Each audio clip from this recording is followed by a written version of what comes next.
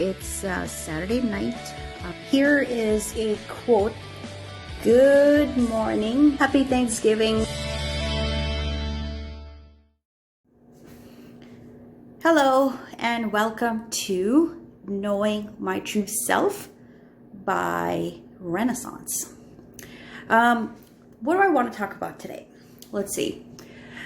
We are in June 2020. Why am I saying that? Because this is a time that is definitely going down in history. What a time to be alive, hey? We had the COVID-19 that got us all to be, staying home, locked down, etc. Literally everything came to a halt, and there was good and bad due to this, in terms of people losing their jobs, etc.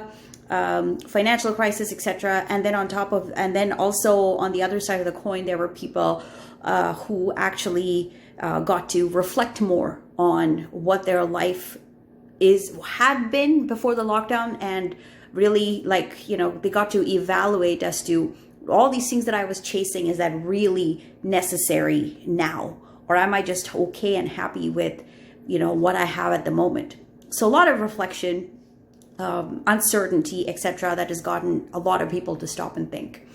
Another thing that's been happening here, North America and then also across the globe, was protests for Black Lives Matter because of an incident where a white cop had his knee on a black man, and the whole world got to see it.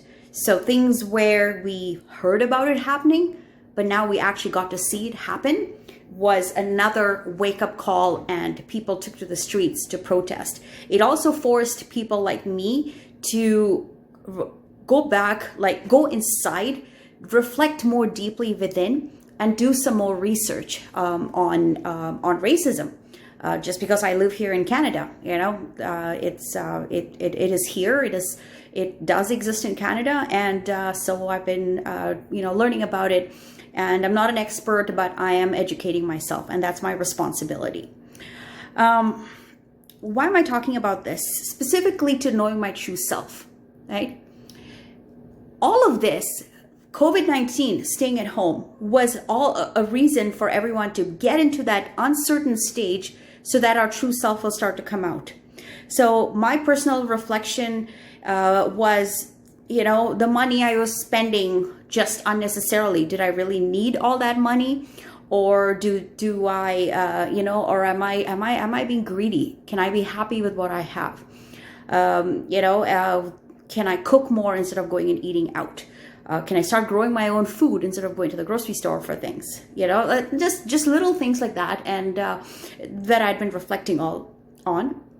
And you've heard me mention this in my previous videos, is that growing my own food, for example, has been a step in going deeper into myself, sitting out with nature, understanding and realizing that nature does provide.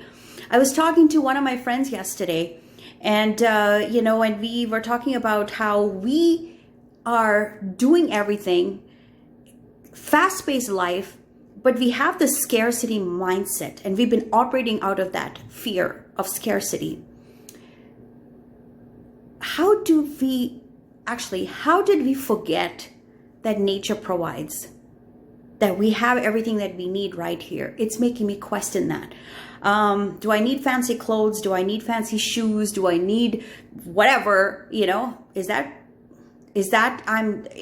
something that I have to cover myself, or can I just be more natural?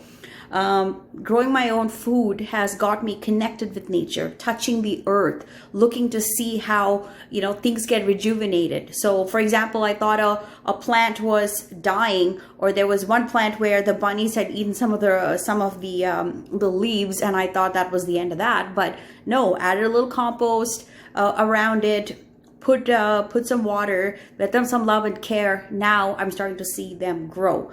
So the healing power of nature all goes back to even our body. If nature can heal itself, what about our body? We are all part of nature. Have you forgotten that? So questions on that, feeling the earth, feeling it grounded, being exposed to the sun and feeling that sun rays. and it reflect. I also got to reflecting on the early days of spirituality. That is why a lot of cultures previously, looked at nature as sacred. Now I understand that. If I can put seeds in the ground and water it and take care of it, and it starts to grow and give me food, hello, that's miraculous. That's part of nature. So we have forgotten that nature provides. I mean, we got to do a little bit of work, like planting seeds, but nature does provide. Once it grows and you get seeds out of it. Can you use that seeds to grow more food, the next year? So what are we chasing after, really? Right? We have what we need. And I'm talking here in terms of food. The other thing, too, which I will talk about at a later time, is also about Black Lives Matter. The whole colonization, the indoctrination of people even like me who lived outside of North America, in the sense of that one particular color of skin is the way to go. But that, in fact, is denying the other people who they really are and what strengths they bring to the table. And opening my eyes to, because I'm still indoctrinated, those thoughts still come to me as a default, and I have to unlearn. Believe me, it's a lot of unlearning, and that's why I'm being very proactive in researching and learning, etc. I, as a brown woman, I'm not less than anybody else who is a lighter skinned person. I've been taught that lighter skin was way better than being dark. If I went out in the sun and came back tanned, that was a bad thing. Why? Just a perception. And different color skins is what we need to appreciate. It's all part of nature. It's like, for example, roses. You have white rose, pink rose, red rose. You can still appreciate that they're all roses, they're all beautiful, and they're all different colors. Why are we denying it and saying all of them need to be this one white rose? No, the beauty is in all the colors. So I'm brown. I'm proud that I'm brown. And I don't consider myself any less than anybody who has a lighter skin than me, just to let you know. It took me a lot of unlearning and a lot of self-talk to get through that. People who are darker than me too, I love their skin complexion. It's beautiful. There's, I don't know how to explain it. It's beautiful to look at. That diversity is fantastic. If we were all the same color, oh my God, boring. But that's why nature is wonderful, because it gives all that diversity. So we all don't look the same. We are all different, and we can appreciate and honor all the differences. Appreciate and honor all the cultures and the history that every person brings. So, for example, I came here to North America. I grew up in the Middle East. I was in India for a few years, and then I've been here in Canada for over 20 years. The history that I bring, just myself, growing up in two different countries, that is something to be cherished. But I try to come here and try to conform to being a Canadian, trying to conform to sound more white. And yes, I do sound more Canadian, but I still have that Indian accent in me. I've been told that I get my V's and W's mixed up. You know what? Fuck that. Doesn't matter. It doesn't matter. The fact that I can come in with an accent, I can speak English, that shows who, how capable I am of learning. Same way, a lot of people coming in here to Canada with different accents, instead of criticizing them, appreciate the fact that they can speak other different languages. Appreciate the fact that they grew up in different countries with different experiences. And that is something to celebrate, not to critique, not to make fun of. So that's one example. All of these is all be part of our new, knowing our true self. So if people are coming in with different cultures, that's their true self.